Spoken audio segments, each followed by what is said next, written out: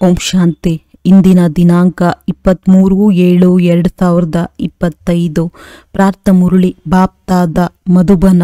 ಮಧುರ ಮಕ್ಕಳೇ, ಸಮಯವು ಸಿಕ್ಕಿದರೆ ಏಕಾಂತದಲ್ಲಿ ವಿಚಾರ ಸಾಗರ ಮಂಥನ ಮಾಡಿ ಯಾವ ಜ್ಞಾನ ಬಿಂದುಗಳನ್ನು ಕೇಳುತ್ತೀರೋ ಅದನ್ನು ರಿವೈಸ್ ಮಾಡಿಕೊಳ್ಳಿ.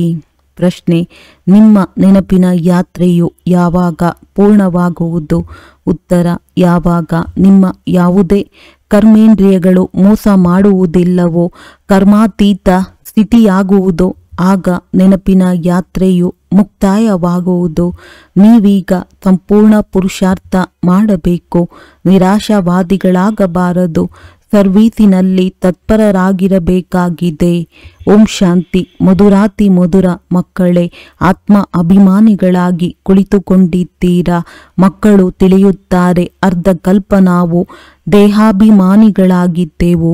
ಈಗ ದೇಹಿ ಅಭಿಮಾನಿಯಾಗಿರಲು ಪರಿಶ್ರಮ ಪಡಬೇಕಾಗುತ್ತದೆ. ತಂದೆಯು ಬಂದು ತಿಳಿಸುತ್ತಾರೆ, ತಮ್ಮನ್ನು ಆತ್ಮವೆಂದು ತಿಳಿದು ಕುಳಿತುಕೊಳ್ಳಿ, ಆಗಲೇ ತಂದೆಯ ನೆನಪು ಬರುವುದು. ಇಲ್ಲದಿದ್ದರೆ ಮರೆತು ಹೋಗುತ್ತೀರಿ. ನೆನಪೇ ಮಾಡದಿದ್ದರೆ ಯಾತ್ರೆಯನ್ನು ಹೇಗೆ ಮಾಡುವಿರಿ? ಪಾಪಗಳು ಹೇಗೆ ಕಳೆಯುತ್ತವೆ? ಇನ್ನು ನಷ್ಟ ಉಂಟಾಗುವುದು. ಇದು ಮುಖ್ಯ ಮಾತಾಗಿದೆ. ಇದನ್ನು ಪದೇ ಪದೇ ನೆನಪು ಮಾಡಿಕೊಳ್ಳಿ. ಉಳಿದಂತೆ ತಂದೆಯು ಅನೇಕ ಪ್ರಕಾರದ ಯುಕ್ತಿಗಳನ್ನು ತಿಳಿಸುತ್ತಾರೆ. ಸರಿ ಯಾವುದು, ತಪ್ಪು ಯಾವುದು ಎಂಬುದನ್ನು ತಿಳಿಸುತ್ತಾರೆ. ತಂದೆಯಂತೂ ಜ್ಞಾನ ಸಾಗರನಾಗಿದ್ದಾರೆ. ಭಕ್ತಿಯು ಗೊತ್ತಿದೆ. ಮಕ್ಕಳು ಭಕ್ತಿಯಲ್ಲಿ ಏನೇನು ಮಾಡಬೇಕಾಗುತ್ತದೆ, ಈ ಯಜ್ಞ ತಪ ಇತ್ಯಾದಿಗಳನ್ನು ಮಾಡುವುದೆಲ್ಲವೂ ಭಕ್ತಿ ಮಾರ್ಗವೆಂದು ತಿಳಿಸುತ್ತಾರೆ. ಬಲೆ ಅಲ್ಲಿ ತಂದೆಯ ಮಹಿಮೆ ಮಾಡುತ್ತಾರೆ. ಆದರೆ ಉಲ್ಟಾ, ವಾಸ್ತವದಲ್ಲಿ ಕೃಷ್ಣನ ಮಹಿಮೆಯನ್ನೂ ಸಹ ಪೂರ್ಣವಾಗಿ ಅರಿತುಕೊಂಡಿಲ್ಲ. ಪ್ರತಿಯೊಂದು ಮಾತನ್ನು ತಿಳಿದುಕೊಳ್ಳಬೇಕಲ್ಲವೇ? ಹೇಗೆ ಕೃಷ್ಣನನ್ನು ವೈಕುಂಠನಾಥನೆಂದು ಹೇಳಲಾಗುತ್ತದೆ? ಇದಕ್ಕೆ ತಂದೆಯು ಕೇಳುತ್ತಾರೆ, ಮಕ್ಕಳೇ, ಕೃಷ್ಣನಿಗೆ ತ್ರಿಲೋಕಿನಾಥನೆಂದು ಹೇಳಲಾಗುತ್ತದೆಯೇ? ತ್ರಿಲೋಕಿನಾಥನೆಂದು ಗಾಯನ ಮಾಡುತ್ತಾರಲ್ಲವೇ? ತ್ರಿಲೋಕಿನಾಥ ಅರ್ಥಾತ್ 3 ಲೋಕ, ಮೂಲವತನ, ಸೂಕ್ಷ್ಮವತನ, ಸ್ಥೂಲವತನ. ನೀವು ಮಕ್ಕಳಿಗೆ ತಿಳಿಸಲಾಗಿದೆ, ನೀವು ಬ್ರಹ್ಮಾಂಡಕ್ಕೂ ಮಾಲೀಕರಾಗಿದ್ದೀರಿ. ನಾನು ಬ್ರಹ್ಮಾಂಡದ ಮಾಲೀಕನೆಂದು ಕೃಷ್ಣನು ತಿಳಿದುಕೊಂಡಿರುವೆನೇ? ಇಲ್ಲ, ಕೃಷ್ಣನಂತೂ ವೈಕುಂಠನಲ್ಲಿದ್ದನು. ಸ್ವರ್ಗದ ಹೊಸ ಪ್ರಪಂಚಕ್ಕೆ ವೈಕುಂಠವೆಂದು ಹೇಳಲಾಗುತ್ತದೆ. ಅಂದಾಗ ವಾಸ್ತವದಲ್ಲಿ ತ್ರಿಲೋಕಿನಾಥರು ಯಾರೂ ಇಲ್ಲ. ತಂದೆಯು ಸತ್ಯ ಮಾತುಗಳನ್ನು ತಿಳಿಸುತ್ತಾರೆ. 3 ಲೋಕಗಳಂತೂ ಇದೆ. ಬ್ರಹ್ಮಾಂಡದ ಮಾಲೀಕರು ಶಿವ ತಂದೆಯಾಗಿದ್ದಾರೆ. ನೀವು ಆಗಿದ್ದೀರಿ. ಸೂಕ್ಷ್ಮ ವತನದ ಮಾತಂತೂ ಇಲ್ಲ. ಸ್ಥೂಲ ವತನದಲ್ಲಿ ಅವರು ಮಾಲೀಕರಲ್ಲ. ಸ್ವರ್ಗಕ್ಕಾಗಲಿ ನರ್ಕದ ಮಾಲೀಕರೂ ಅಲ್ಲ. ಕೃಷ್ಣನು ಸ್ವರ್ಗದ ಮಾಲೀಕನಾಗಿದ್ದಾನೆ. ನರಕದ ಮಾಲೀಕನು ರಾವಣನಾಗಿದ್ದಾನೆ. ಇದಕ್ಕೆ ರಾವಣ ರಾಜ್ಯ, ಆಸುರಿ ರಾಜ್ಯವೆಂದು ಹೇಳಲಾಗುತ್ತದೆ. ಈ ಮಾತನ್ನು ಮನುಷ್ಯರು ಹೇಳುತ್ತಾರೆ, ಆದರೆ ತಿಳಿದುಕೊಂಡಿಲ್ಲ. ನೀವು ಮಕ್ಕಳಿಗೆ ತಂದೆಯು ತಿಳಿಸುತ್ತಾರೆ. ರಾವಣನಿಗೆ 10 ತಲೆಗಳನ್ನು ತೋರಿಸುತ್ತಾರೆ. ಸ್ತ್ರೀಯ 5 ವಿಕಾರಗಳು, ಪುರುಷನದ್ದು 5 ವಿಕಾರಗಳು. 5 ವಿಕಾರಗಳಂತೂ ಈಗ ಎಲ್ಲರಲ್ಲಿಯೂ ಇದೆ. ಎಲ್ಲರೂ ರಾವಣ ರಾಜ್ಯದಲ್ಲಿದ್ದಾರೆ. ನೀವೀಗ ಶ್ರೇಷ್ಠಚಾರಿಗಳಾಗುತ್ತಿದ್ದೀರಿ. ತಂದೆಯು ಬಂದು ಶ್ರೇಷ್ಠಚಾರಿ ಪ್ರಪಂಚವನ್ನು ಸ್ಥಾಪನೆ ಮಾಡುತ್ತಾರೆ. ಏಕಾಂತದಲ್ಲಿ ಕುಳಿತುಕೊಂಡಾಗ ಈ ರೀತಿಯ ವಿಚಾರ ಸಾಗರ ಮಂಥನ ನಡೆಯುವುದು. ಆ ಲೌಕಿಕ ವಿದ್ಯೆಗಾಗಿಯೂ ಸಹ ವಿದ್ಯಾರ್ಥಿಗಳು ಏಕಾಂತದಲ್ಲಿ ಕುಳಿತು ಓದುತ್ತಾರೆ. ನಿಮಗೆ ಯಾವುದೇ ಪುಸ್ತಕಗಳನ್ನಂತೂ ಓದುವ ಅವಶ್ಯಕತೆ ಇಲ್ಲ. ನೀವು ಜ್ಞಾನ ಬಿಂದುಗಳನ್ನು ಬರೆದುಕೊಳ್ಳುತ್ತೀರಿ. ಕೇವಲ ಇದನ್ನು ರಿವೈಸ್ ಮಾಡಿಕೊಳ್ಳಬೇಕು. ಇವು ತಿಳಿದುಕೊಳ್ಳುವ ಗುಹ್ಯ ಮಾತುಗಳಾಗಿವೆ. ತಂದೆಯು ತಿಳಿಸುತ್ತಾರಲ್ಲವೇ, ಇಂದು ನಿಮಗೆ ಅತಿ ಗುಹ್ಯವಾದ ಹೊಸ ಹೊಸ ವಿಚಾರಗಳನ್ನು ತಿಳಿಸುತ್ತೇನೆ. ಲಕ್ಷ್ಮೀ ನಾರಾಯಣರು ಪಾರಸಪುರಿಯ ಮಾಲೀಕರಾಗಿದ್ದಾರೆ. ವಿಷ್ಣುವು ಪಾರಸಪುರಿಯ ಮಾಲೀಕನೆಂದು ಹೇಳುವುದಿಲ್ಲ. ವಿಷ್ಣುವೇ ಲಕ್ಷ್ಮೀ ನಾರಾಯಣರೆಂಬುದನ್ನು ಸಹ ತಿಳಿದುಕೊಂಡಿಲ್ಲ. ಈಗ ನೀವು ಸಾರ ರೂಪದಲ್ಲಿ ಗುರಿ ಧ್ಯೇಯವನ್ನು ತಿಳಿಸಿಕೊಡುತ್ತೀರಿ. ಬ್ರಹ್ಮ ಸರಸ್ವತಿಯೂ ಸಹ ಪರಸ್ಪರ ದಂಪತಿಗಳಲ್ಲ, ಇವರಂತೂ ಪ್ರಜಾಪಿತ ಬ್ರಹ್ಮನಲ್ಲವೇ ಅಂದಾಗ ಪ್ರಜಾಪಿತ ಬ್ರಹ್ಮನಿಗೆ ಗ್ರೇಟ್ ಗ್ರೇಟ್ ಗ್ರ್ಯಾಂಡ್ ಫಾದರ್ ಎಂದು ಹೇಳಬಹುದು. ಶಿವ ತಂದೆಗಂತೂ ಕೇವಲ ತಂದೆ ಎಂದು ಹೇಳುತ್ತಾರೆ. ಉಳಿದೆಲ್ಲರೂ ಸಹೋದರರಾಗಿದ್ದಾರೆ. ಇಷ್ಟೊಂದು ಮಂದಿ ಬ್ರಹ್ಮನ ಮಕ್ಕಳಿದ್ದಾರೆ. ನಾವು ಭಗವಂತನ ಮಕ್ಕಳು, ಸಹೋದರರೆಂದು ಎಲ್ಲರಿಗೂ ತಿಳಿದಿದೆ. ಆದರೆ ಅದು ನಿರಾಕಾರಿ ಪ್ರಪಂಚದಲ್ಲಿ ಮಾತ್ರ. ನೀವೀಗ ಬ್ರಾಹ್ಮಣರಾಗಿದ್ದೀರಿ. ಹೊಸ ಪ್ರಪಂಚವೆಂದು ಸತ್ಯಯುಗಕ್ಕೆ ಹೇಳಲಾಗುತ್ತದೆ. ಈಗಿನ ಸಮಯಕ್ಕೆ ಪುರುಷೋತ್ತಮ ಸಂಗಮ ಯುಗವೆಂದು ಕರೆಯಲಾಗುತ್ತದೆ. ಸತ್ಯಯುಗದಲ್ಲಿ ಪುರುಷೋತ್ತಮರೇ ಇರುತ್ತಾರೆ. ಇವು ಬಹಳ ಅದ್ಭುತವಾದ ಮಾತುಗಳಾಗಿವೆ. ನೀವು ಹೊಸ ಪ್ರಪಂಚಕ್ಕಾಗಿ ತಯಾರಾಗುತ್ತಿದ್ದೀರಿ. ಈ ಸಮಯದಲ್ಲಿಯೇ ನೀವು ಪುರುಷೋತ್ತಮರಾಗುತ್ತೀರಿ. ನಾವು ಲಕ್ಷ್ಮೀ ನಾರಾಯಣರಾಗುತ್ತೇವೆಂದು ಹೇಳುತ್ತಾರೆ. ಇವರು ಎಲ್ಲರಿಗಿಂತ ಉತ್ತಮ ಪುರುಷರಾಗಿದ್ದಾರೆ. ಅವರನ್ನು ದೇವತೆಗಳೆಂದು ಹೇಳಲಾಗುತ್ತದೆ. ಉತ್ತಮರಿಗಿಂತಲೂ ಉತ್ತಮರು ನಂಬರ್ 1 ಲಕ್ಷ್ಮೀ ನಾರಾಯಣರಾಗಿದ್ದಾರೆ. ಮತ್ತೆ ನೀವು ಮಕ್ಕಳು ನಂಬರ್ ವಾರ್ ಆಗುತ್ತೀರಿ. ಸೂರ್ಯವಂಶಿ ಮನೆತನದವರಿಗೆ ಉತ್ತಮರೆಂದು ಹೇಳುತ್ತಾರೆ. ನಂಬರ್ 1 ಅಲ್ಲವೇ? ನಿಧಾನವಾಗಿ ಕಲೆಗಳು ಕಡಿಮೆಯಾಗುತ್ತದೆ. ನೀವು ಮಕ್ಕಳಿಗೆ ಹೊಸ ಪ್ರಪಂಚದ ಮುಹೂರ್ತ ಮಾಡುತ್ತೀರಿ. ಹೇಗೆ ಹೊಸ ಮನೆಯು ತಯಾರಾದಾಗ ಮಕ್ಕಳು ಖುಷಿಯಾಗುತ್ತಾರೆ, ಮುಹೂರ್ತ ಮಾಡುತ್ತಾರೆ. ನೀವು ಮಕ್ಕಳು ಸಹ ಹೊಸ ಪ್ರಪಂಚವನ್ನು ನೋಡಿ ಖುಷಿಯಾಗುತ್ತೀರಿ, ಮುಹೂರ್ತ ಮಾಡುತ್ತೀರಿ. ಚಿನ್ನದ ಪುಷ್ಪಗಳ ಮಳೆಯಾಗುತ್ತದೆ ಎಂದು ಬರೆಯಲ್ಪಟ್ಟಿದೆ. ನೀವು ಮಕ್ಕಳಿಗೆ ಖುಷಿಯ ನಶೆ ಏರಬೇಕು. ನಿಮಗೆ ಸುಖ ಮತ್ತು ಶಾಂತಿ ಎರಡೂ ಸಿಗುತ್ತದೆ. ಇಷ್ಟೊಂದು ಸುಖ ಮತ್ತು ಶಾಂತಿ ಪಡೆಯುವವರು ಬೇರೆ ಯಾರೂ ಇಲ್ಲ. ಅನ್ಯ ಧರ್ಮದವರು ಬರುತ್ತಾರೆಂದರೆ ಆಗ ದ್ವೈತವಾಗಿ ಬಿಡುತ್ತದೆ. ನಾವು ಪುರುಷಾರ್ಥ ಮಾಡಿ ಶ್ರೇಷ್ಠ ಪದವಿಯನ್ನು ಪಡೆಯಬೇಕೆಂದು ನೀವು ಮಕ್ಕಳಿಗೆ ಅಪಾರ ಖುಷಿ ಇದೆ. ಅದೃಷ್ಟದಲ್ಲಿದ್ದರೆ ಸಿಗುವುದು, ತೇರ್ಗಡೆ ಯಾವುದಿದ್ದರೆ ಆಗುತ್ತೇವೆ ಎಂದಲ್ಲ. ಪ್ರತಿಯೊಂದು ಮಾತಿನಲ್ಲಿ ಅವಶ್ಯವಾಗಿ ಪುರುಷಾರ್ಥ ಮಾಡಬೇಕು. ಪುರುಷಾರ್ಥವನ್ನು ಮಾಡದೇ ಇದ್ದರೆ ಅದೃಷ್ಟದಲ್ಲಿ ಏನಿರುವುದೋ ಅದಾಗುವುದೆಂದು ಹೇಳುತ್ತಾರೆ. ನಂತರ ಪುರುಷಾರ್ಥ ಮಾಡುವುದೇ ನಿಂತು ಹೋಗುತ್ತದೆ. ತಂದೆಯು ತಿಳಿಸುತ್ತಾರೆ, ನೀವು ಮಾತೆಯರನ್ನು ಎಷ್ಟು ಶ್ರೇಷ್ಠರನ್ನಾಗಿ ಮಾಡುತ್ತೇನೆ. ಎಲ್ಲ ಸ್ಥಾನಗಳಲ್ಲಿ ಮಹಿಳೆಯರಿಗೆ ಸ್ಥಾನವಿದೆ. ವಿದೇಶದಲ್ಲಿಯೂ ಗೌರವವಿದೆ. ಇಲ್ಲಂತೂ ಹೆಣ್ಣು ಮಗುವಿಗೆ ಜನ್ಮ ಕೊಡುತ್ತಾರೆಂದರೆ ಮಂಚವನ್ನು ತಲೆಕೆಳಕು ಮಾಡಿಬಿಡುತ್ತಾರೆ. ಪ್ರಪಂಚವೇ ಕೊಳಕಾಗಿದೆ. ಈ ಸಮಯದಲ್ಲಿ ನೀವು ಮಕ್ಕಳು ತಿಳಿದುಕೊಂಡಿದ್ದೀರಿ. ಭಾರತವು ಹೇಗಿತ್ತು, ಈಗ ಏನಾಗಿದೆ. ಮನುಷ್ಯರು ಎಲ್ಲವನ್ನೂ ಮರೆತು ಬಿಟ್ಟಿದ್ದಾರೆ. ಕೇವಲ ಶಾಂತಿ ಶಾಂತಿ ಎಂದು ಬೇಡುತ್ತಿರುತ್ತಾರೆ. ವಿಶ್ವದಲ್ಲಿ ಶಾಂತಿಯು ಬೇಕೆಂದು ಬಯಸುತ್ತಾರೆ. ನೀವು ಈ ಲಕ್ಷ್ಮೀ ನಾರಾಯಣರನ್ನು ತೋರಿಸಿ. ಇವರ ರಾಜ್ಯವಿದ್ದಾಗ ಪವಿತ್ರತೆ, ಸುಖ, ಶಾಂತಿಯೂ ಇತ್ತು. ನಿಮಗೆ ಇಂತಹ ರಾಜ್ಯವು ಬೇಕಲ್ಲವೇ? ಮೂಲ ವತನದಲ್ಲಂತೂ ವಿಶ್ವಶಾಂತಿಯು ಬೇಕೆಂದು ಹೇಳುವುದಿಲ್ಲ. ವಿಶ್ವಶಾಂತಿಯು ಇಲ್ಲಿಯೇ ಬೇಕಲ್ಲವೇ? ದೇವತೆಗಳ ರಾಜ್ಯವು ಇಡೀ ವಿಶ್ವದಲ್ಲಿತ್ತು. ಮೂಲ ವತನವು ಆತ್ಮಗಳ ಪ್ರಪಂಚವಾಗಿತ್ತು. ಆತ್ಮಗಳ ಪ್ರಪಂಚವು ಇದೆ ಎಂಬುದನ್ನು ಮನುಷ್ಯರು ತಿಳಿದುಕೊಂಡಿಲ್ಲ. ತಂದೆಯು ತಿಳಿಸುತ್ತಾರೆ, ನಾನು ನಿಮ್ಮನ್ನು ಶ್ರೇಷ್ಠ ಪುರುಷೋತ್ತಮರನ್ನಾಗಿ ಮಾಡುತ್ತೇನೆ. ಇದು ತಿಳಿದುಕೊಳ್ಳುವ ಮಾತುಗಳಾಗಿವೆ. ಭಗವಂತನು ಬಂದಿದ್ದಾರೆಂದು ಡಂಗೂರವನ್ನು ಸಾರುವುದಲ್ಲ. ಇದನ್ನು ಯಾರೂ ಒಪ್ಪುವುದಿಲ್ಲ. ಹೀಗೆ ಮಾಡಿದರೆ ಇನ್ನೂ ನಿಂದನೆಗೊಳಗಾಗುವಿರಿ ಮತ್ತು ನಿಂದನೆ ಮಾಡಿಸುವಿರಿ. ಈ ಬೀಕೆಗಳು ತಮ್ಮ ಬಾಬಾರವರನ್ನು ಭಗವಂತನೆಂದು ಹೇಳುತ್ತಾರೆಂದು ಹೇಳಿಬಿಡುತ್ತಾರೆ. ಈ ರೀತಿಯಲ್ಲಿ ಸರ್ವಿಸ್ ಆಗುವುದಿಲ್ಲ. ತಂದೆಯು ಯುಕ್ತಿಯನ್ನು ತಿಳಿಸುತ್ತಿರುತ್ತಾರೆ. ಕೋಣೆಯಲ್ಲಿ 8-10 ಚಿತ್ರಗಳನ್ನು ಗೋಡೆಗೆ ಬಹಳ ಚೆನ್ನಾಗಿ ತಗುಲಿ ಹಾಕಿರಿ ಮತ್ತು ಹೊರಗೆ ಬರೆಯಿರಿ. ಬೇಅದ್ದಿನ ತಂದೆಯಿಂದ ಬೇಅದ್ದಿನ ಸುಖದ ಆಸ್ತಿಯನ್ನು ಪಡೆಯಬೇಕೋ ಅಥವಾ ಮನುಷ್ಯರಿಂದ ದೇವತೆಗಳಾಗಲು ಬನ್ನಿ, ನಾವು ಅದನ್ನು ತಿಳಿಸುತ್ತೇವೆ.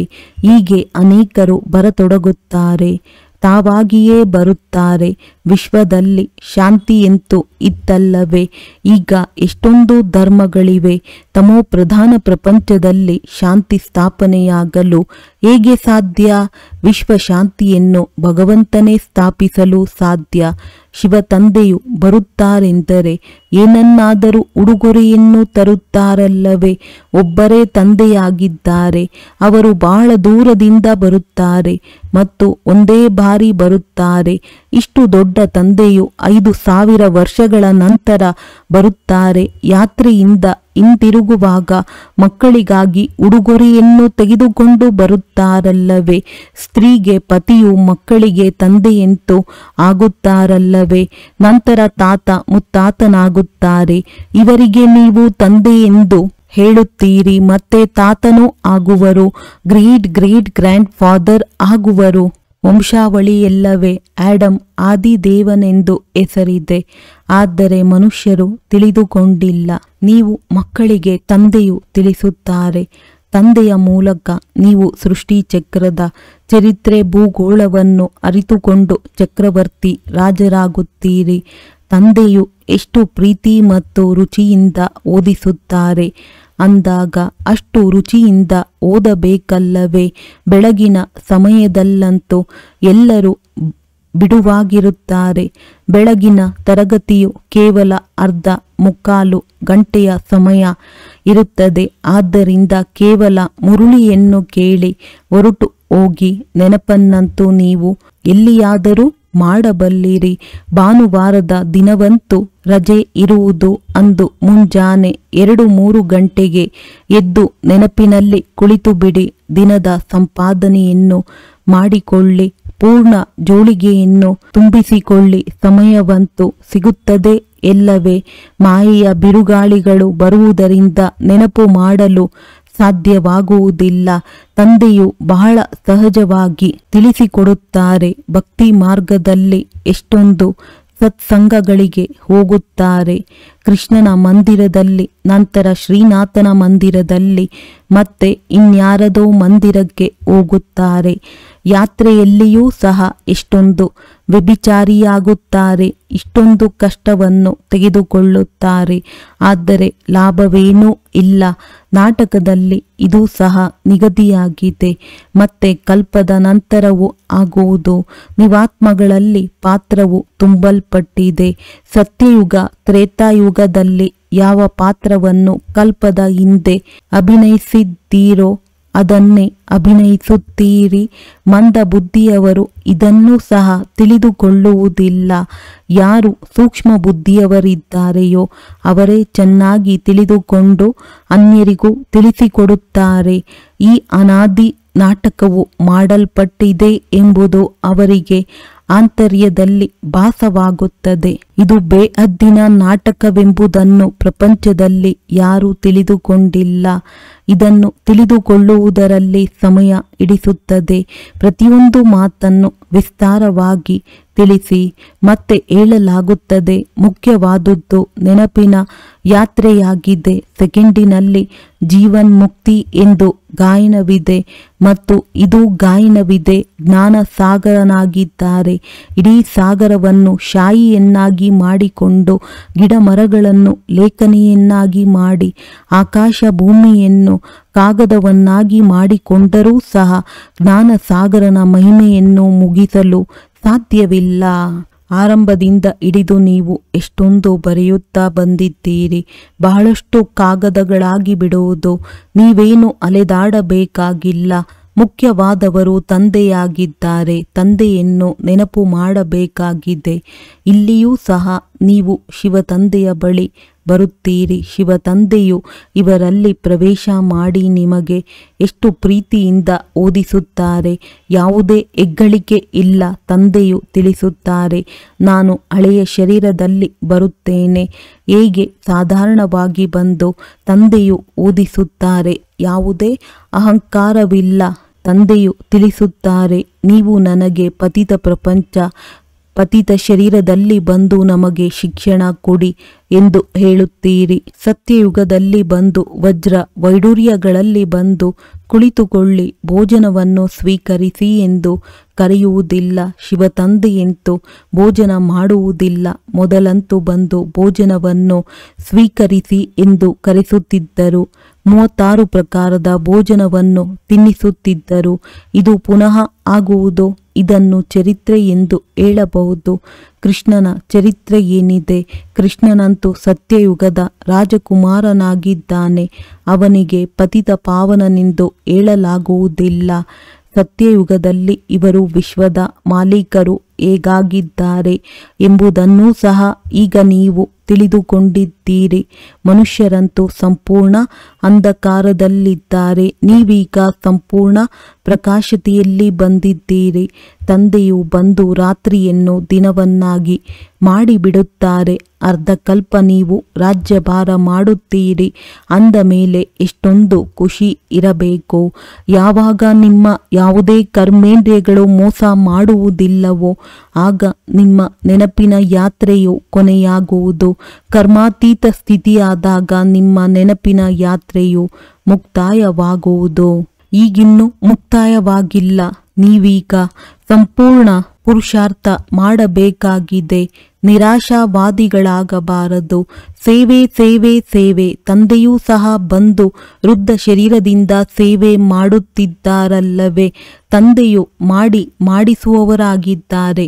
ಇದನ್ನು ಮಾಡಿಸಬೇಕು. ಈ ಮನೆಯನ್ನು ಕಟ್ಟಿಸಬೇಕೆಂದು ಮಕ್ಕಳಿಗಾಗಿ ಎಷ್ಟೊಂದು ಚಿಂತೆ ಇರುತ್ತದೆ. ಹೇಗೆ ಲೌಕಿಕ ತಂದೆಗೆ ಅದ್ದಿನ ವಿಚಾರಗಳಿರುತ್ತವೆ, ಹಾಗೆಯೇ ಪಾರಲೌಕಿಕ ತಂದೆಗೆ ಬೇಅದ್ದಿನ ವಿಚಾರವಿರುತ್ತದೆ. ನೀವು ಮಕ್ಕಳೇ ಸರ್ವಿಸ್ ಮಾಡಬೇಕಾಗಿದೆ. ದಿನ ಪ್ರತಿದಿನ ಬಹಳ ಸಹಜವಾಗುತ್ತಾ ಹೋಗುತ್ತದೆ. ಎಷ್ಟು ವಿನಾಶಕ್ಕೆ ಸಮೀಪ ಬರುತ್ತೀರೋ ಅಷ್ಟು ಶಕ್ತಿಯು ತುಂಬುತ್ತಾ ಹೋಗುವುದು. ಕೊನೆಯಲ್ಲಿ ಭೀಷ್ಮ ಪಿತಾಮಹ ಮೊದಲಾದವರಿಗೂ ಬಾಣವು ನಾಟಿತೆಂದು ಗಾಯನವಿದೆ. ಈಗ ಬಾಣವು ನಾಟಿದರೆ ಬಹಳ ಏರುಪೇರಾಗಿ ಬಿಡುವುದು. ಇಲ್ಲಿ ಎಷ್ಟೊಂದು ಜನಸಂದಣಿಯಾಗುವುದು. ಮಾತೇ ಕೇಳಬೇಡಿ, ತಲೆ ಕೆರೆದುಕೊಳ್ಳುವುದಕ್ಕೂ ಬಿಡುವಿಲ್ಲವೆಂದು ಹೇಳುತ್ತಾರಲ್ಲವೇ? ಈ ರೀತಿ ಏನೂ ಇಲ್ಲ. ಆದರೆ ಬಹಳ ಜನಸಂದಣಿಯಾದರೆ ಈ ರೀತಿ ಹೇಳಲಾಗುತ್ತದೆ. ಯಾವಾಗ ಇಂಥವರಿಗೆ ಬಾಣವು ನಾಟುವುದೋ ಆಗ ನಿಮ್ಮ ಪ್ರಭಾವ ಬೀರುವುದು. ಎಲ್ಲ ಮಕ್ಕಳಿಗೆ ತಂದೆಯ ಪರಿಚಯವಂತೂ ಸಿಗಲೇಬೇಕಾಗಿದೆ. 3 ಹೆಜ್ಜೆಗಳಷ್ಟು ಭೂಮಿಯಲ್ಲಿಯೂ ಈ ಅವಿನಾಶಿ ಆಸ್ಪತ್ರೆ ಹಾಗೂ ಈಶ್ವರೀಯ ವಿಶ್ವವಿದ್ಯಾಲಯವನ್ನು ತೆರೆಯಬಹುದು. ಹಣವಿಲ್ಲದಿದ್ದರೂ ಪರವಾಗಿಲ್ಲ, ಚಿತ್ರಗಳಂತೂ ನಿಮಗೆ ಸಿಗುತ್ತದೆ.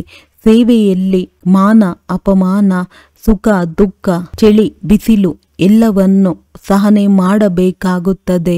ಅನ್ಯರನ್ನು ವಜ್ರ ಸಮಾನರನ್ನಾಗಿ ಮಾಡುವುದು ಕಡಿಮೆ ಮಾತೇನು? ತಂದೆಯು ಎಂದಾದರೂ ಸುಸ್ತಾಗುತ್ತಾರೆಯೇ?